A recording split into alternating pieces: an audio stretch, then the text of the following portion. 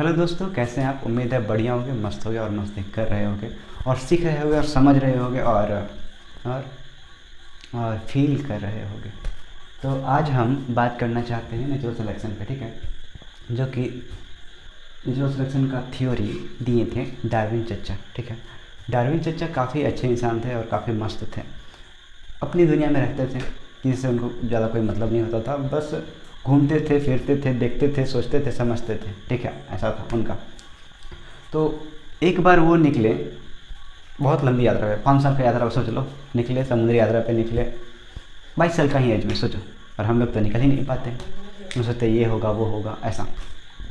तो निकले 5 साल की यात्रा पे और खूब ऑब्जर्वेशंस किया, खूब देखा चीज़ों को, खूब समझा, ठीक है। ऐसा उसके बाद उन्होंने फिर थ्योरी दिया, the theory of natural selection, ठीक है। अभी है इसके बारे में, ठीक है। सब पढ़ा होगा, झूठ मत बोलना, ठीक है। सब पढ़ा होगा। ग्रीन बीटल्स और रेड बीटल्स, 2 बीटल्स होते थे, ठीक है। तो ग्रीन बीटल्स तो छिप जाता था पत्तों में अच्छे से, ठीक है, वो तो कवर हो जाता था। लेकिन रेड बीटल्स वो नहीं छिप पाता था, वो दिख जाता था, कहीं ना कहीं शो हो जाता था। तो जो भी जितने बड़े बड़े पंछी थे, ठीक है, वो आराम से उन्हें खा लेते थे। लेकिन ग्रीन वाला क्या होता था, वो बच जाता था। तो कहीं ना कहीं रेड बीटल्स का जितना था वो संख्या कम नहीं लगा, कहीं ना कहीं जो ग्रीन बीटल्स था उनका संख्या बढ़ने लगा इस तरह से। तो कहीं ना कहीं एक बेनिफिट हुआ, ठीक है।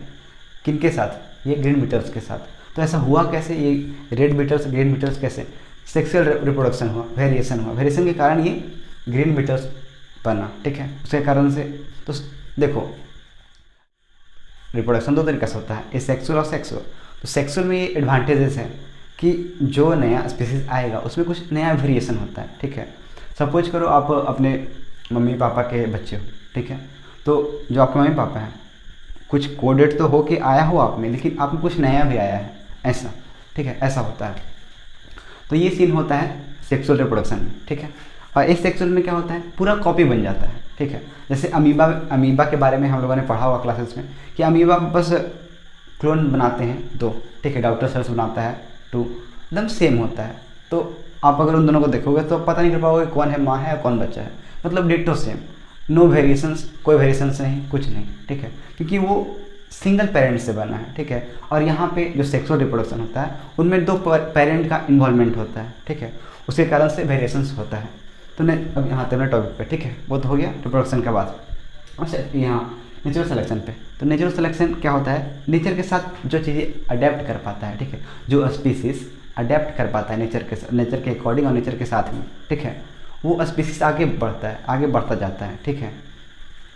आगे बढ़ता जाता है। जो सर्वाइव नहीं कर पाता है नेचर में, ठीक है, उसके अकॉर्डिंग, जैसे सपोज करो हाई टेम्परेचर हो गया, ठीक है, यहाँ पे बहुत ज़्यादा सूरज की गर्मी पड़ने लगा, ठीक है, पृथ्वी पे।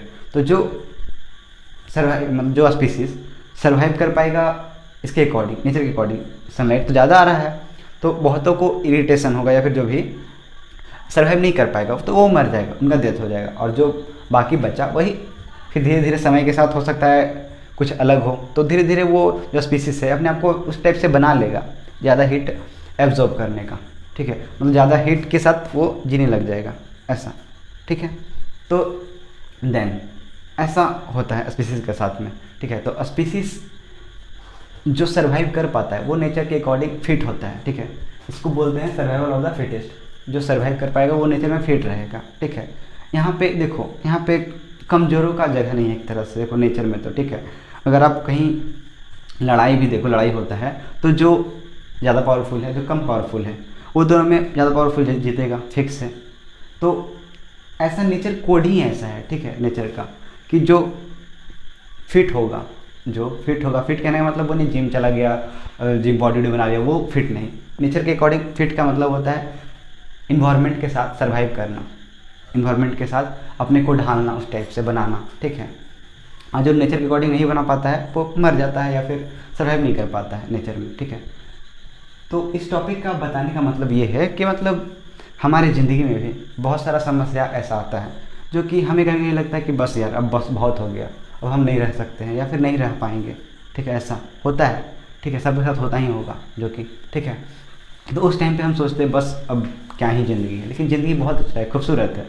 इसे जियो तो सही, एक बार समझो तो सही। लेकिन नहीं, हम अपने ही जो थोड़ा सा तकलीफ़ आता है, दुख आता है, उसमें सिमट जाते हैं, ठीक है, कहीं ना कहीं। और हम और बाकी चीज़ों को देखते ही नहीं, ऑब्जर्व ही नहीं करते हैं, ठीक है। बस बस लगता है बस यही स्टॉपेज है हमारा, बस हो गया ख़त्म अब। तो देखो भाई, तुम वैसे रहोगे तो ठीक है, लेकिन तुम चले जाओगे, फिर सर्वाइव नहीं कर पाओगे, मर जाओगे, तुम्हारा क्या, तुम तो मर जाओगे ना। लेकिन ऐसा नहीं करने का है यहाँ पे, ठीक है। यहाँ पे जीना है, सीखना है, समझना है, ठीक है। ये ज़िंदगी बहुत बड़ा, बहुत एक्साइटिंग, मतलब बहुत गिफ्टेड है, जो कि हम बस ऐसे ही खाने पीने और मौज मत करने में उड़ा देते हैं, ठीक है। लेकिन जीवन का मतलब एक अलग है, मतलब देखोगे ना, मतलब अच्छे से तो सब कुछ जादू ही यहाँ लगेगा, जादू जैसा लगेगा, ठीक है, ऐसा होता है। लेकिन हम बस थोड़ा थोड़ा कुछ थोड़ा तकलीफ़ आया, बस हम सोच लेते यार बस अब बस बहुत हो गया, स्टॉप यहीं करो। जो कि पता है इससे फैमिली में सपोज कर किसी का डेथ हो जाता है, तो बस ये जो इनके करीबी होते हैं, जिनके फैमिली वाले जैसे करीबी होते हैं, ठीक है, तो उनको लगता है बस अब जीवन ख़त्म हो गया, इतना ही जीवन है। तो देखो नेचर में कोई भी मरता नहीं है, ठीक है, या कह लो कि डेथ होता ही नहीं यहाँ पे, ठीक है, बस चीज़ें बदलती हैं, उसका स्वरूप चेंज होता है, ठीक है। जो स्टेट में है बस उसका स्टेट चेंज होता है, बस और कुछ नहीं। तो आई होप नेचुरल सिलेक्शन आप लोग समझे हों अच्छा से, ठीक है। मतलब नेचुरल सिलेक्शन का उतना तो हम बात नहीं किए हैं, लेकिन बस इसके थ्रू हम कुछ समझाने की कोशिश किए हैं, ठीक है। आई होप समझ में आया हो।